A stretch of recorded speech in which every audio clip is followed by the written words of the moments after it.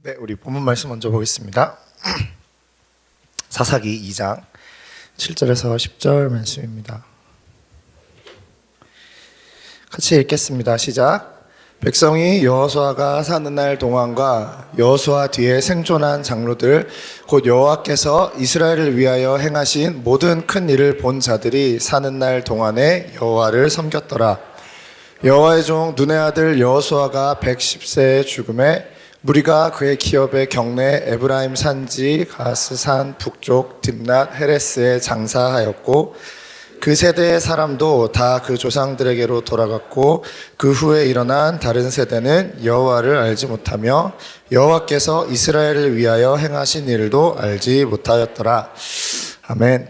네, 반갑습니다. 저는 이요한 전도사라고 합니다. 저를 잘 모르시는 분들도 계실 것 같아서 간단하게 소개를 드리자면은, 저는 원래 호주에서 유학생으로 있다가 대학생 때 거기서 이제 커미션이라는 선교 단체를 통해서 하나님을 깊이 만나게 됐고, 그때 이제 선교에 헌신하면서 훈련을 받고 싶어서 한국으로 오게 되었습니다. 그래서 그때 온 곳이 수원하나 교회였고, 2009년도에 와서 이제 DSM 1기 훈련을 여기서 받고, 그 다음 해부터 2010년도부터 이제 사역자로 섬기기 시작했습니다. 그리고 지금 2024년이죠. 많은 시간이 흘렀는데 어느덧 이제 내 아이의 아버지가 되어서 열심히 아이들을 키우면서 또 교회를 섬기고 있습니다. 다들 그러셨겠지만 이제 지난 한 열흘, 한 2주 정도죠.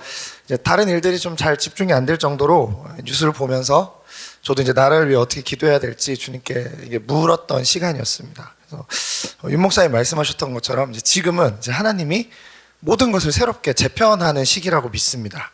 근데 이제 무엇을 위한 재편이냐는 건데요. 하나님이 개인과 또 공동체와 한 나라와 민족을 재편하실 때에는 반드시 이유가 있습니다. 뭐냐면은 재편을 하기 위한 이유는 새로운 시즌으로 전환시키기 위해서라는 거죠. 성경을 저희가 보면은 이런 전환, 큰 변화들 여러 차례 나옵니다. 이전 세대에서 다음 세대로, 그다음에 이전 시즌에서 다음 시즌으로, 이전 사람에서 다음 사람으로. 전환이라는 건 이제 영어로는 트랜지션이라고 하죠. 그리고 쉬프트라는 단어를 쓰기도 합니다.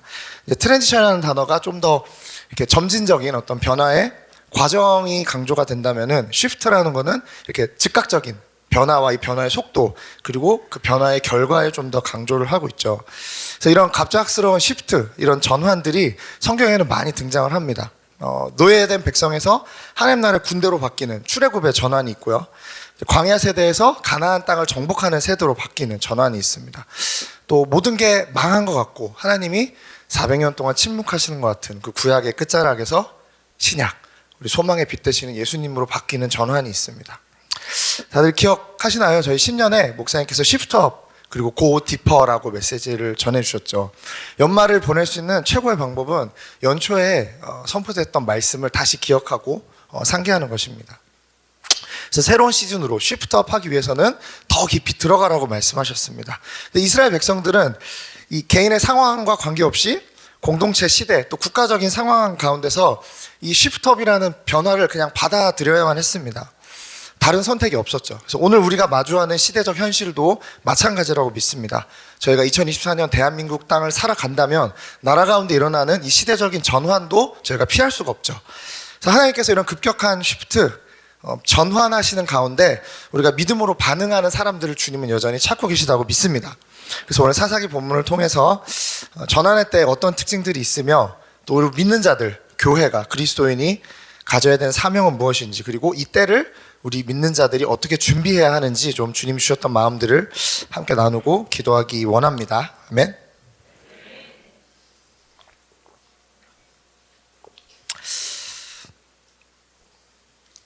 옷이 불편하네요. 결혼식 이후로 제 결혼식 이후로 정장을 입어본 적이 없어서. 네, 우리 전환의 때 특징들이 있습니다. 쉬프트가 일어나는 이때 첫 번째 특징은요, 불안합니다. 모든 게 불안정해요. 애굽에서 노예로 있다가 이제 출애굽하기 직전에 그 시기가 그랬죠. 노예들의 삶이 그렇지 않습니까? 약속의 땅에 들어가기 전에 광야 38년도 마찬가지였어요.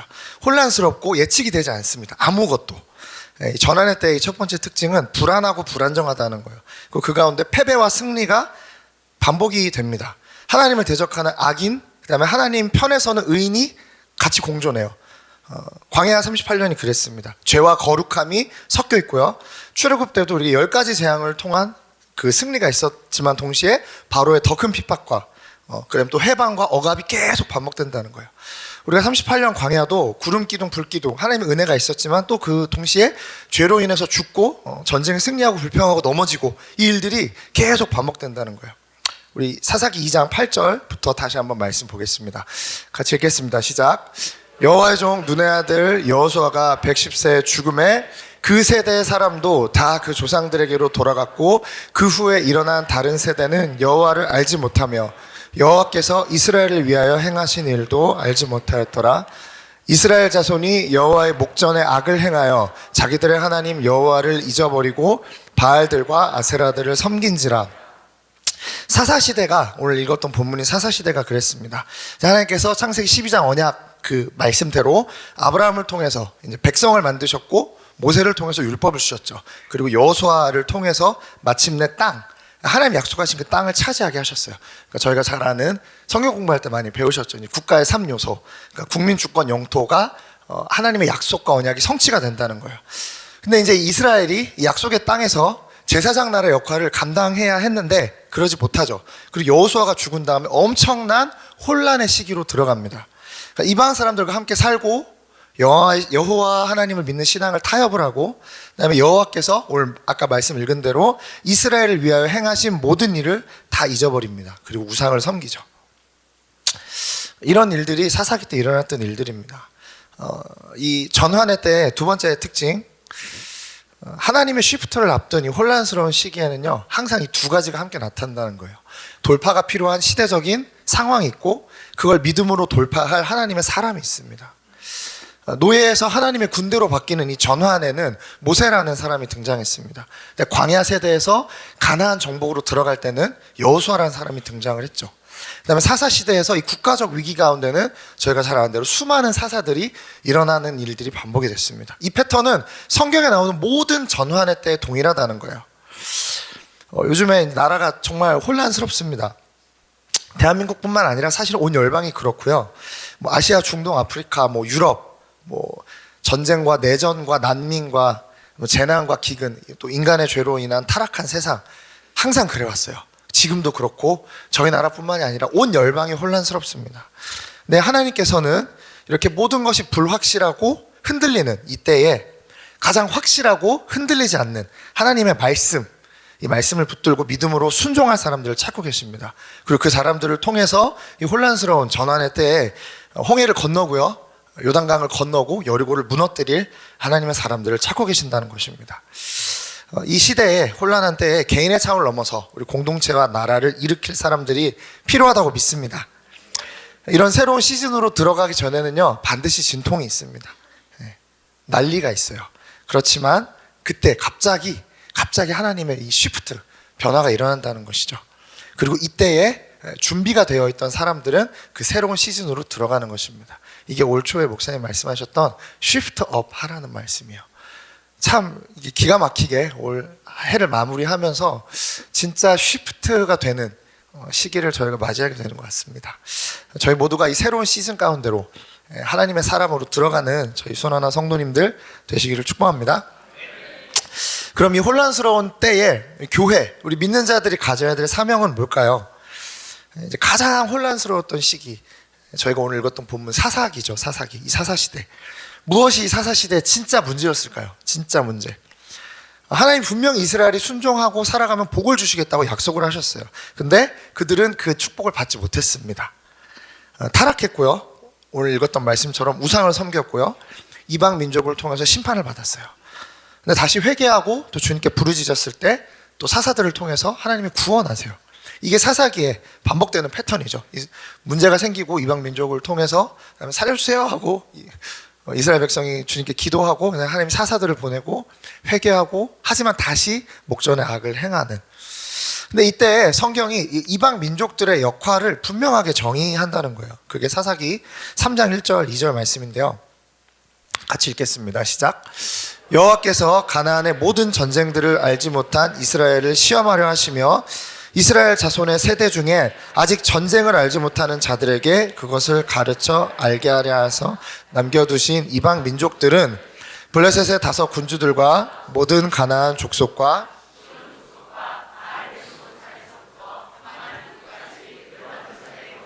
히위 족속이라 남겨두신 이 이방 민족들로 이스라엘을 시험하사 여호와께서 모세를 통하여 그들의 조상들에게 이르신 명령들을 순종하는지 알고자 하셨더라. 아멘. 오늘 말씀에 나온 것처럼 하나님이 이방 민족들을 남겨두신 이유가 있었어요.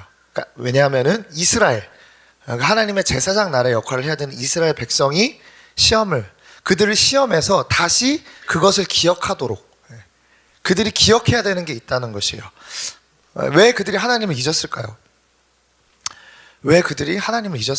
근본적인 문제가 있다는 것입니다. 그것은 이제 로마서가 말하는 인간의 죄성의 핵심이죠. 하나님을 마음에 두기 싫어하고 각기 자기 소견에 옳은 대로 행하는 것입니다. 우리가 잘 아는 이 사사시대의 특징을 21장 25절이 이렇게 설명합니다. 그때 이스라엘에 왕이 없었으므로 사람이 각기 자기 소견에 옳은 대로 행하였더라. 사사시대의 가장 큰 원인은요, 자기 소견에 옳은 대로 다 행했다는 거예요. 근데 이제 이 사사시대를 보면은 이스라엘에 왕이 없었다는 표현을 이제 성경이 하고 있는데, 정말 하나님이 원하셨던 그 이스라엘의 모습이 인간 왕이 다스리는 나라였냐는 거죠. 사무엘상 8장에 보면은 이스라엘 백성이 이제 사무엘한테 왕을 드디어 요구합니다. 도저히 이대로 못 살겠다. 너무 힘들어. 왕을 주세요. 이 장면이 나오는데 이때 사무엘의 반응이 너무 부정적이에요. 8장 6절 7절인데요. 같이 한번 읽겠습니다. 시작. 우리에게 왕을 주어 우리를 다스리게 하라 했을 때에 사무엘이 그것을 기뻐하지 아니하여 여호와께 기도하매 여호와께서 사무엘에게 이르시되 백성이 내게 한 말을 다 들으라. 이는 그들이 너를 버림이 아니요 나를 버려 자기들의 왕이 되지 못하게 함이니라. 하나님이 그 원하셨던 나라, 그 원래 디자인은요, 강력한 인간 통치자 왕이 국가를 다스리는 형태가 아니었다는 거예요. 하나님이 왕으로 다스리시는 국가. 오늘 사무엘상 8장 말씀 이렇게 얘기하고 있죠. 그러니까 여호수아 후반부에 보면은 레위인들이 땅을 분배를 받지 않습니다. 다들 땅을 받는데요, 레위인은 받질 않아요. 그리고 각 지파의 도성 가운데 레위인들이 흩어집니다. 그렇게 살게 하세요. 그러니까 광야 40년 동안 성막을 중심으로 모여 살았던 레위인들이 이제 약속의 땅에 들어가니까 12지파의 도성으로 흩어져서 사는 거예요. 왜 그랬을까요? 왜 레위인들이 계속 성막을 중심으로 모여 살지 않고 각 지파 도성에 흩어 살게 하셨을까요? 레위인들의 역할을 보면은 교회의 역할, 저희 믿는 자들의 역할이 뭔지를 알 수 있습니다. 3장, 민수기 3장 말씀인데요, 세 구절 한번 같이 읽겠습니다. 시작. 그들이 회막 앞에서 아론의 직무와 온 회중의 직무를 위하여 회막에서 심호하되 곧 회막의 모든 기구를 맡아 지키며 이스라엘 자손의 직무를 위하여 성막에서 심호할지니 주의 법도를 야곱에게 주의 율법을 이스라엘에게 가르치며 주 앞에 분향하고 온전한 번제를 주의 제단 위에 드리리로다. 이 레위인이 그냥 이 제사장을 돕는 일꾼이 아니라 이스라엘 공동체의 거룩함을 유지하는 이 특별한 사명을 지닌 자들이었다는 거예요. 그러니까 율법과 예배를 통해 이스라엘 백성이 거룩하게 살도록 지음 받았습니다. 그런데 이들을 돕는 자로 이 레위인들을 두셨다는 거예요. 그러니까 하나님은 인간 왕이 전체를 다스리는 게 아니라 각 도성에 흩어진 레위인들을 통해서 말씀으로, 하나님의 임재로 나라의 질서가 유지되는, 그 여호와의 통치가 유지되는 신정 국가라고 하죠. 신본주의 국가, 하나님이 다스리시는 나라를 꿈꾸셨다는 거예요. 무슨 말일까요? 오늘 이 혼란스러운 시대 가운데 이 나라의 흥망성쇠를 책임지고 민족의 데스티니를 풀어내고 하나님의 통치가 임하도록 하는 열쇠를 가진 것은 레위인이라는 것입니다. 신약의 언어로 하면 저희들이에요. 우리 믿는 모든 자들, 그리스도인들, 이 땅의 교회들이라는 것입니다. 이 땅에서 빛과 소금으로, 그러니까 하나님의 방법으로, 하나님의 기준으로 살아가는 교회들, 각 지파 도성에 흩어져서 주의 말씀을 가르치는 역할을 맡은 자들이 바로 저와 여러분, 이 땅의 교회라는 것입니다. 아멘이시죠? 맞습니다. 이 나라의 운명은요, 기도하는 교회에게 달려 있습니다. 그리스도인들에게 이 나라의 흥망성쇠가 달려 있다는 거예요. 그렇다면 이 교회가 이 때에, 이 혼란스러운 때에 어떻게 이 전환의 시기를 하나님께서 일으키시는 이 변화의 때를 준비해야 될까요?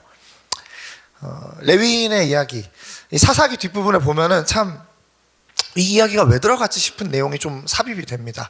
그 사사기 17장부터 21장까지 보면은 이제 앞에 사사들이 막 일어났다, 뭐 졌다, 일어났다, 졌다 이 얘기가 쭉 나오지만 뒷부분에 레위인을 주인공으로 하는 이야기가 두 개가 나와요. 사사기 뒷부분에 있지만 사실 이 이야기는 사사기 초대, 사사기 그 초기 시대에 있었다고 보는 게 맞습니다. 먼저는 에브라임 산지에 사는 미가라는 사람이 등장을 하는데, 뭐 긴 이야기지만 이 미가라는 사람이 자기 아들 중 하나를 이 마음대로 제사장으로 삼아요. 그리고 그러니까 이 제사장 제도라는 게 사실 하나님께서 친히 세우시고 레위 지파, 그러니까 아론의 자손들이 다 이렇게 그 직분을 이어가게 되어 있는데 자기 마음대로 이 아들을 제사장으로 삼습니다. 그러니까 이것 자체가 이미 하나님을 완전히 무시하는 행동이었어요. 17장, 사사기 17장 5절 6절 말씀인데요. 한번 같이 읽겠습니다. 그 사람 미가에게는 신당이 있으므로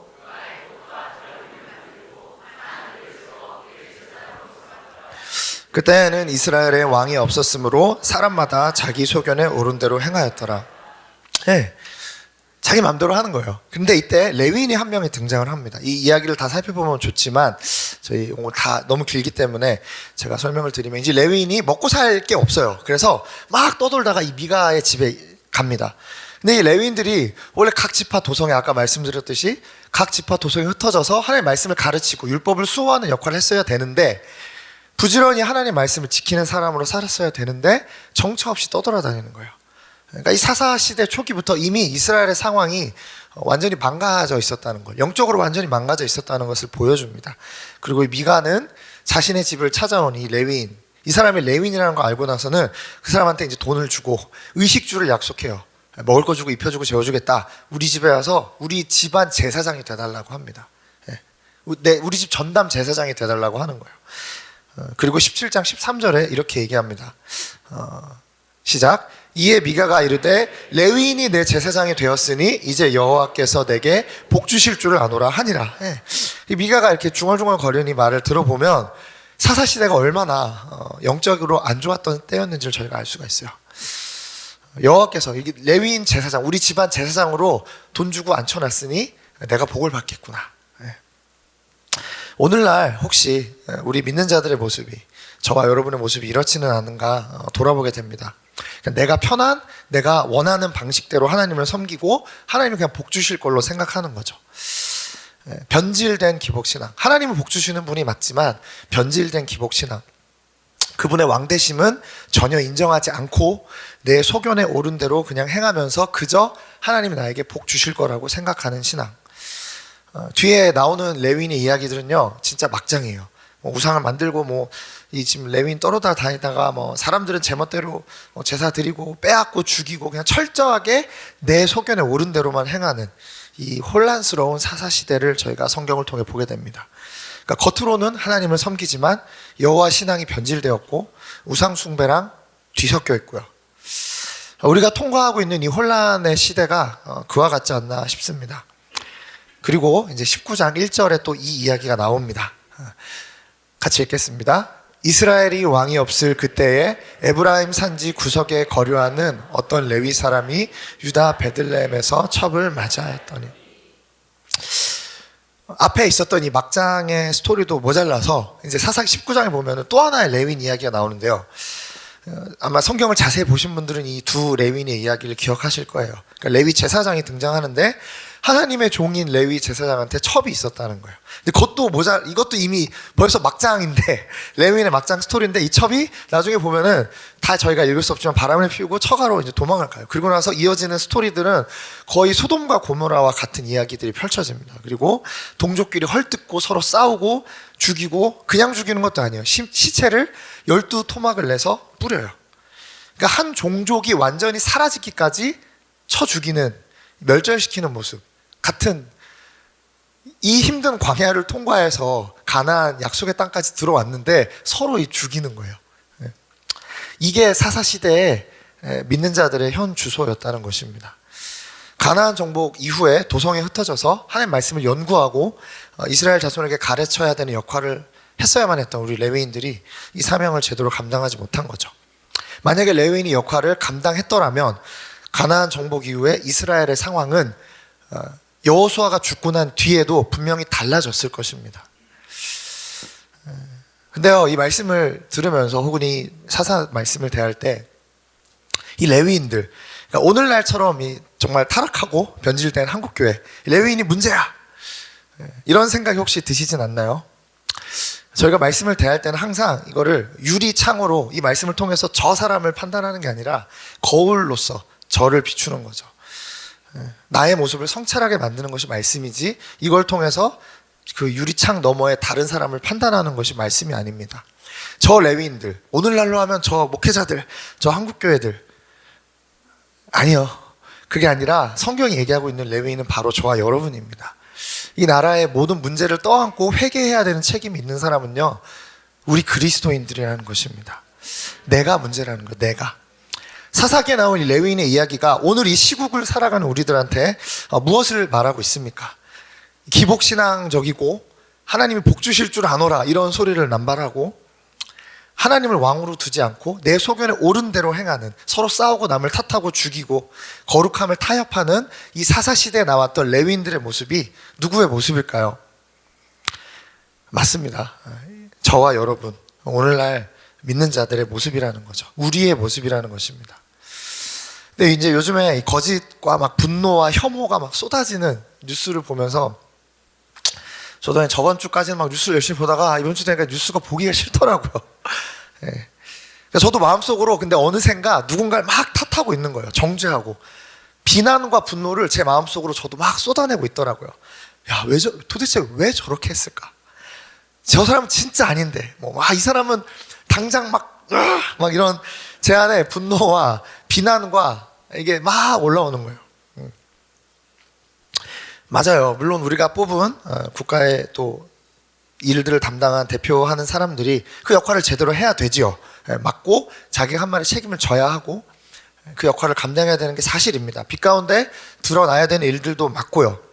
법대로 행해야 되는 것도 맞습니다. 그런데 지난 한 2주 정도 여러분 어떤 마음으로 하루하루를 보내고 계셨나요? 나를 돌아보고 회개하고 나아가기보다는 혹시 어떤 사람, 특정 인물, 어떤 단체나 상황이나 혹은 정당이나 사건에 대해서 너무너무 날카로운 분별력으로 판단하고 또는 분노하고 불평하고 계시지는 않으신가요? 아니면 혹시 이 나라와 민족의 상황보다 나의 주식, 코인, 집값이 요동치는 게 더 걱정되시진 않나요? 여러분, 우리는 그리스도인입니다. 그리스도인.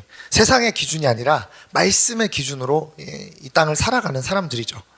하나님의 관점으로 이 세상에서 벌어지는 일들을 해석할 줄 아는 사람이 그리스도인이라고 믿습니다. 사사기는요, 각 도성에 흩어져서 하나님의 말씀을 증거하고 하나님 나라를 세워나갈 사명이 있던 레위인들이, 우리 믿는 자들이, 저와 여러분, 그리스도인이 그 사명을 잃어버리고 타락했을 때 어떤 일들이 나라 가운데 일어나게 되는지를 말해줍니다. 가나안에 들어간 이스라엘 백성, 이 긴 광야 생활 끝에 참 안식이 주어졌어요. 근데 평안의 때가 오자 이들이 가나안의 신 바알과 아세라와 그 화려한 이방 문화를 섬기고 타협하기 시작했습니다. 이 가나안의 문화를 접했을 때 그들은 여호와 하나님께서 행하신 일들을 잊어버렸다는 거예요. 오늘 읽었던 말씀처럼.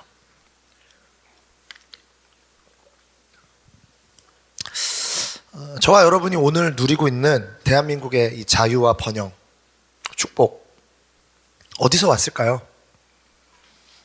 하나님이 축복해 주신 거죠. 네. 사사기 2장 10절 말씀 다시 한번 볼게요. 같이 읽겠습니다. 시작. 그 세대의 사람들도 다 그 조상들에게로 돌아갔고 그 후에 일어난 다른 세대는 여호와를 알지 못하며 여호와께서 이스라엘을 위하여 행하신 일도 만지 못하였더라. 네, 하나님이 축복해 주셨습니다. 우리 아비 세대가 여기도 앉아 계신 아비 세대가 여호와를 알았기 때문에 전쟁 이후에 처참했던 나라를 기도로 돌파했고요. 그렇기 때문에 우리가 누릴 수 있는 것이 오늘날의 대한민국입니다. 근데 안타깝게도 오늘 말씀처럼 사사기에서 그 후에 일어난 다른 세대는 하나님께서 행하신 일들과 그들에게 주셨던 사명을 상실했어요. 우리는 이 땅의 다음 세대에게 하나님이 누구신지를 가르쳐야 합니다. 이 아비 세대가 남겨주신 귀한 신앙의 유업들, 저희 할머니도 늘 눈물로 기도하셨어요. 자녀 세대를 위해서 항상 새벽기도 끝나면 돌아오셔서 그 차가운 손으로 제 머리에 손 얹고 기도해 주시죠. 저는 깨죠 그럼. 근데 그 차가운 손길이 기억이 나요. 기도의 손이. 하나님이 주신 사명을 저희들이 잊어버리지는 않았나 싶습니다. 이 땅의 다음 세대들에게 이걸 가르쳐야 하는데, 여러분, 우리가 아비 세대가 남긴 이 신앙의 유업들, 그리고 많은 경우는 여기 계신 분들이 남겨주신 신앙의 유업이죠. 이것을 전달해야 됩니다. 자녀들에게. 우리 자유롭게 하나님을 예배할 수 있는 나라를 남겨줘야 돼요.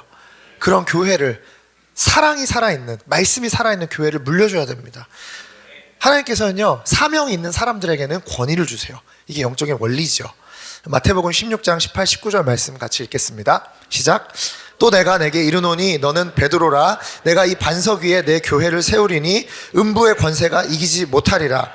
내가 천국 열쇠를 내게 주리니 내가 땅에서 무엇이든지 매면 하늘에서도 매일 것이요 내가 땅에서 무엇이든지 풀면 하늘에서도 풀리리라 하시고. 아멘.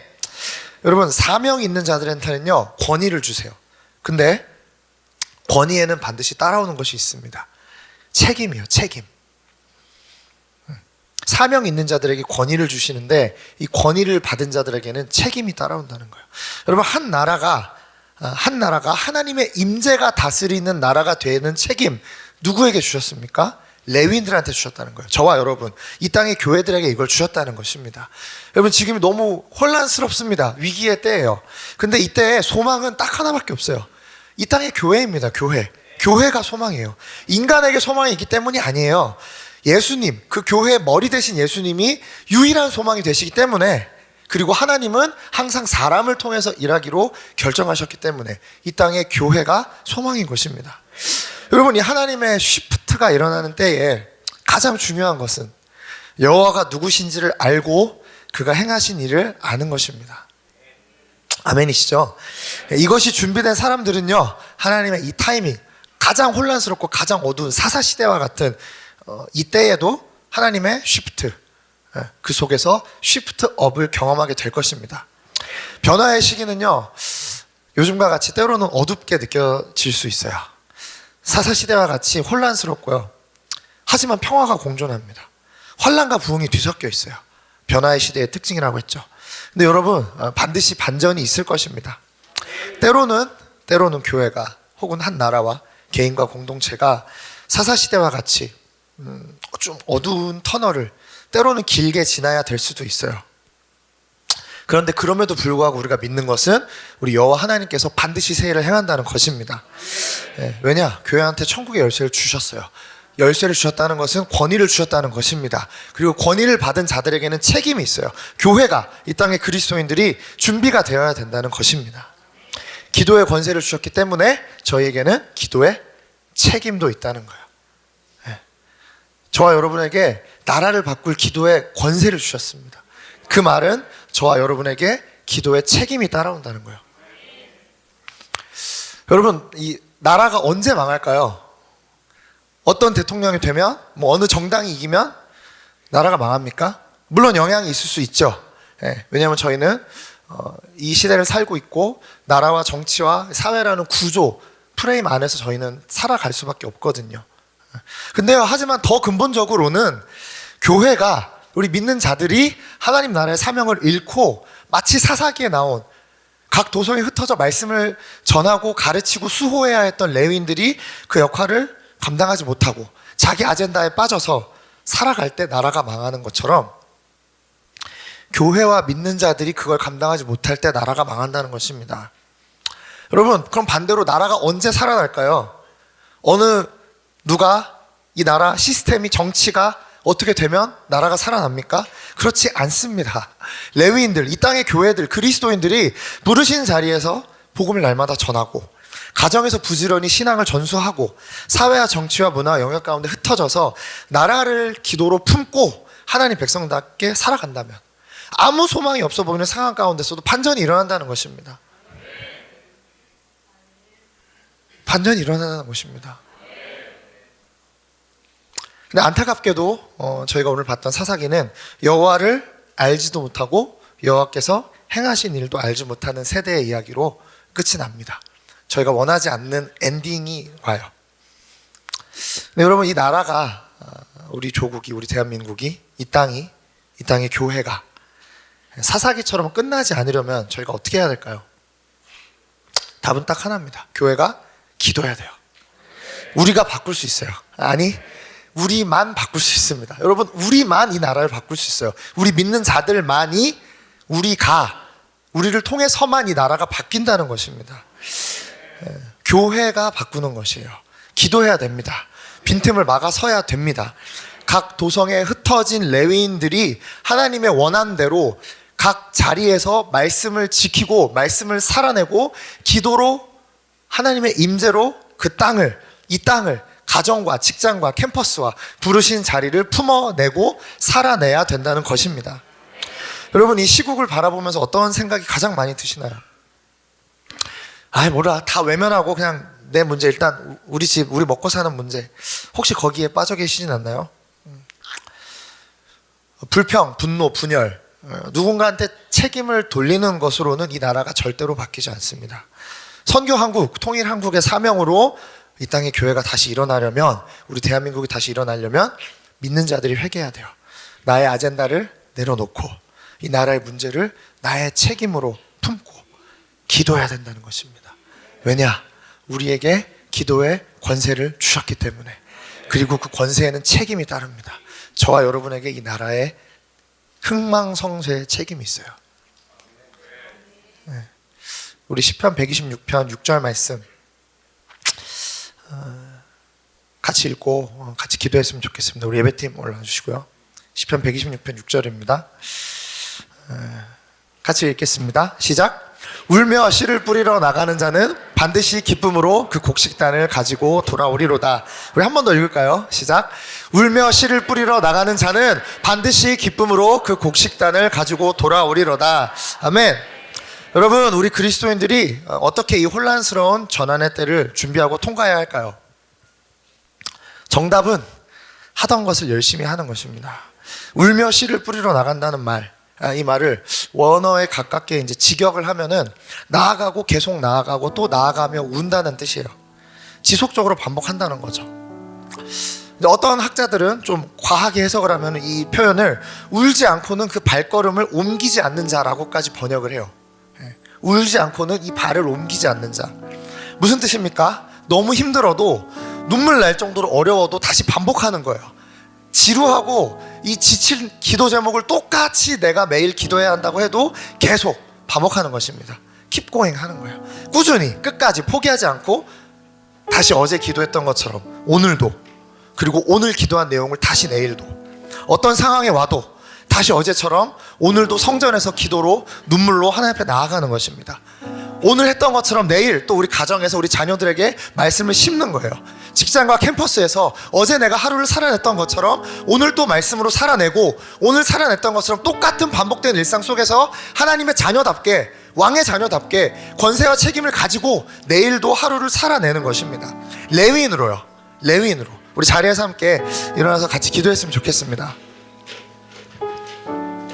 오늘 좀 기도를 많이 해야 될 것 같습니다. 저희가 기도해야 될 때이기 때문입니다. 제가 길게 말씀을 나누는 것보다는, 여러분, 하루가 다르게 시시각각 쏟아지는 뉴스와 변하는 상황들, 뭐 한 시간만 뉴스를 안 봐도 모든 게 바뀌어 있어요. 상황이 어제가 다르고 오늘이 다르고 내일이 다른 이때에 사사기와 같은 혼란스러운 시기를 통과하는 지금 우리가 해야 할 일은 무엇일까요?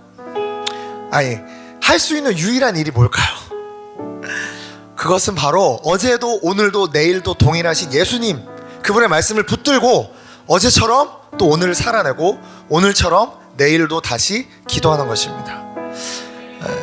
이렇게 눈물로 기도의 씨를 뿌리면서 다음 세대를 준비하다 보면은, 그렇게 묵묵히 하루하루를 걸어가다 보면 길이 어느새 나 있지 않을까요?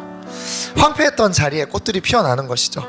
우리가 갈 때는 그 앞에 길이 없어요. 하지만 우리 다음 세대가 갈 길은 내가 앞서감으로써 나 있는 것입니다.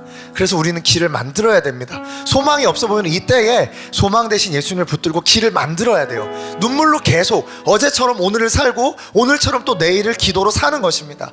모든 게 바뀌어도요, 바뀌지 않는 것이 있어요. 우리 예수 그리스도, 그분의 말씀은 변하지 않습니다. 우리가 선교와 다음 세대의 사명으로 신앙을 전수하고 말씀을 가르치고 살아있는 예배, 예수님 만 사랑하는 교회를 유업으로 저희가 남겨야 되지 않겠습니까? 이 땅에 무너진 것 같은 기초들을 다시 세워야 됩니다.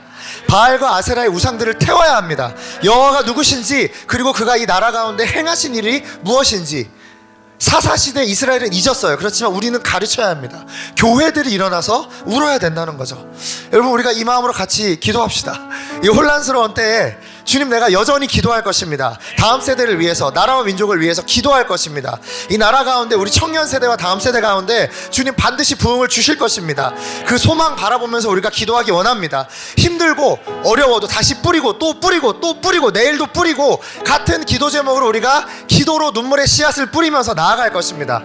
어떤 태도로 우리가 갈 거냐 하면, 지금까지 모든 기도가 응답됐던 사람처럼, 그리고 앞으로 모든 기도가 반드시 응답될 것을 믿는 사람처럼, 저희가 어제처럼 오늘 또 기도하고요, 오늘 했던 기도 제목들 가지고 내일도 기도하는 것입니다. 이것이 우리 믿는 자들, 이 땅의 레위인들에게, 저와 여러분 그리스도인에게 주신 사명이라고 믿습니다. 우리 이 마음 가지고 한번 두 손 들고, 주님, 내가 그 그리스도인입니다. 어제처럼 오늘을 또 살아내고 오늘처럼 내일을 살아갈 그리스도인이 바로 저입니다. 하나님이 나라를 우리에게 맡기셨습니다. 권세를 주셨고 책임을 주셨음을 믿습니다. 주님, 우리가 길을 내는 자들 되게 하여 주십시오. 앞에 길이 보이지 않지만 우리 다음 세대가 달려갈 수 있는 그 길을 만들어가는 자들 되게 하여 주십시오. 그런 교회 되게 하여 주십시오. 그런 나라 되게 하여 주십시오. 우리 마음 가지고 주님의 이름 한번 우리 같이 기도하겠습니다. 주여!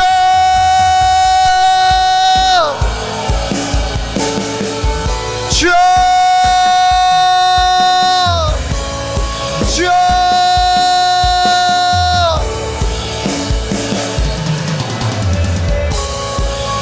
주님, 우리에게 주신 이 사명을 가지고 달려갈 것입니다. 아무것도 변하지 않은 것처럼, 하나님, 혼란스러운 상황 가운데서도, 이 시대 가운데서도 주님, 우리가 주님을 바라볼 것입니다. 어제가 다르고 오늘이 다르고 내일이 다르지만, 하나님, 우리가 그 가운데서 어제도 오늘도 내일도 동일하신 하나님의 말씀을 붙들고, 어제처럼 오늘도 기도하고 오늘처럼 내일도 기도하고 내일처럼 그 다음 날도 그 다음 날도 그 다음 날도 그 다음 날도 기도할 것입니다. 하나님, 기도하는 세대 일으켜주시고, 기도하는 교회를 일으켜주시고, 기도하는 믿는 자들, 기도하는 레위인들, 기도하는 그리스도인들, 이 나라와 민족을 변화시킬 하나님의 사람들을 일으켜주십시오. 주여!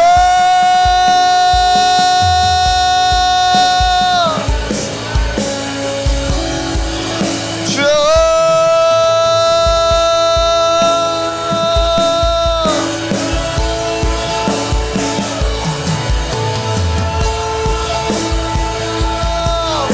주의 땅 가운데 새로운 일들이 일어날 것입니다. 소망의 일들이 일어날 것입니다.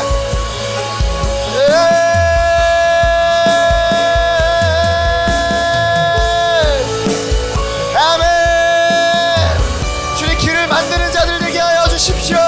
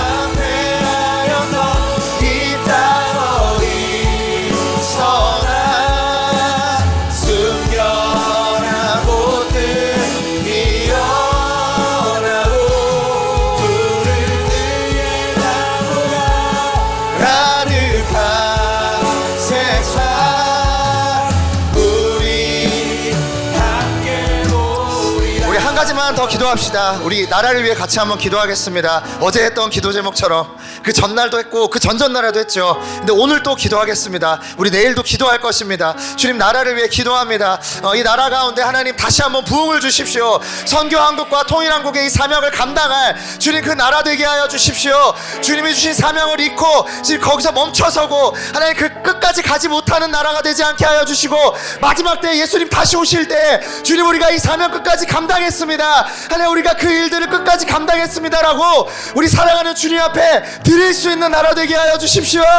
이 나라 가운데 부흥을 주십시오. 우리 간절한 마음으로 한 번만 더 같이 기도하겠습니다. 주여,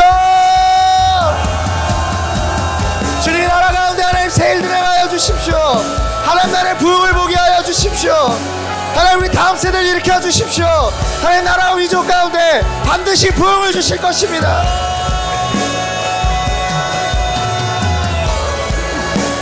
주여, 주님의 나라가 여호와를 알지도 못하고 행하신 일도 알지 못하는 세대 되지 않도록 주님이 나라를 주님 손에 올려드립니다.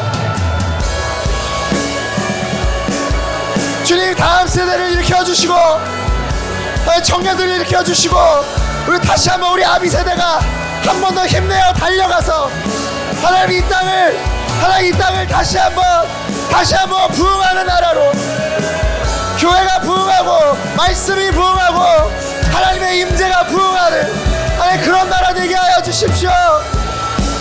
광야와 같은 이 땅 가운데 새 일들을 행하여 주시고 사막과 같은 땅 가운데 하나님 나라의 일들을 주님 우리가 보게 하여 주십시오. 길을 만드는 자들이 일어날지어다.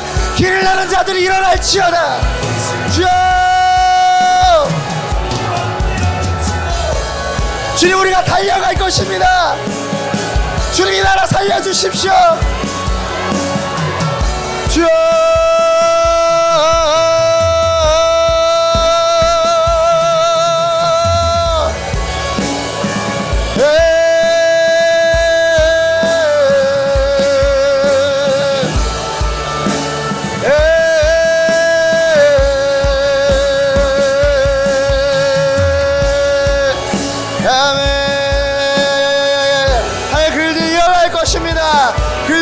것입니다.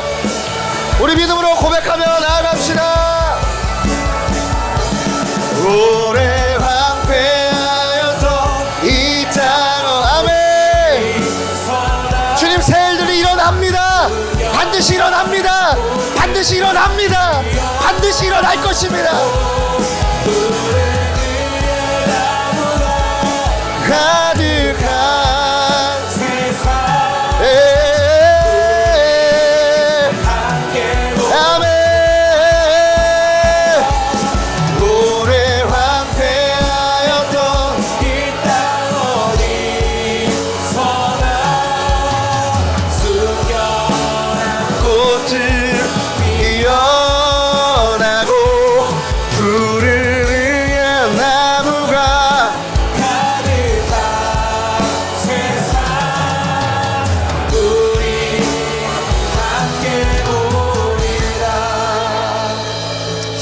주님, 그렇습니다. 어제가 다르고 오늘이 다르고 내일이 다른 이 혼란스러운 때에 우리가 이 믿는 자들이 교회가 할 수 있는 유일한 일, 어제도 오늘도 내일도 동일하신 그 예수님 붙들고 어제처럼 오늘도 다시 기도하고 오늘 했던 기도로 다시 내일 또 이 나라를 위해 부르짖는 그런 저희들 되게 하여 주십시오.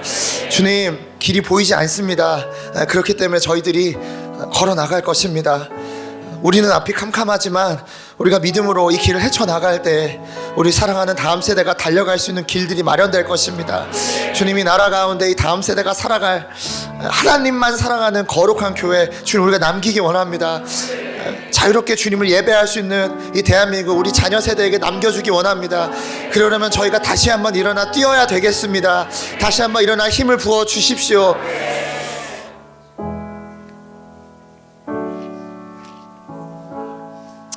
여호와가 누구신지 그리고 그 나라 가운데 행하신 일들이 무엇인지 기억하는 이 나라 되게 하시고 그것들을 가르치고 삶으로 살아내고 보여주고 나타내는 저희 교회 믿는 자들 되게 하여 주십시오. 새 일들을 반드시 행하실 주님을 찬양하고 기대합니다.